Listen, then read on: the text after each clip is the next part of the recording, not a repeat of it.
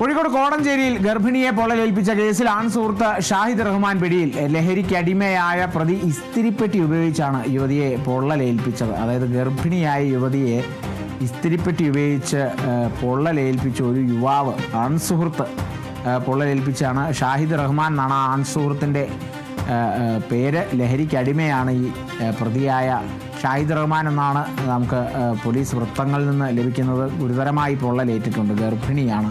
അപ്പോൾ ഈ ഒരു സാഹചര്യത്തിൽ ആൺസുഹൃത്താണ് പൊള്ളലേൽപ്പിച്ചത് എന്നാണ് മനസ്സിലാക്കുന്നത്. എന്താണ് ഇതിലെ പ്രശ്നം എന്താണെന്നുള്ളത് നമുക്കറിയില്ല. എന്തുകൊണ്ടാണ് ഇങ്ങനെയൊരു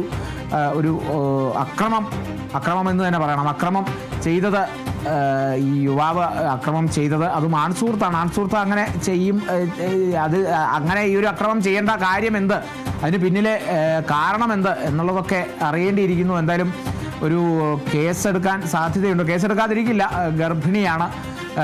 അപ്പോൾ അതിനെ സംബന്ധിച്ചുള്ള വകുപ്പുകളുണ്ട്. ആ വകുപ്പുകളൊക്കെ ചുമത്തി ഒരു കേസെടുക്കും. ഒപ്പം ഈ പൊള്ളലേൽപ്പിച്ച ഈ ഷാഹിദ് റഹ്മാൻ ലഹരിക്കടിമയാണെന്നുള്ളതും കൂടിയാണ് വ്യക്തമാകുന്നത്. ഇസ്തിരിപ്പെട്ടി ഉപയോഗിച്ചാണ് യുവതിയെ പൊള്ളലേൽപ്പിച്ചിരിക്കുന്നത്. കോഴിക്കോട് കോടഞ്ചേരി.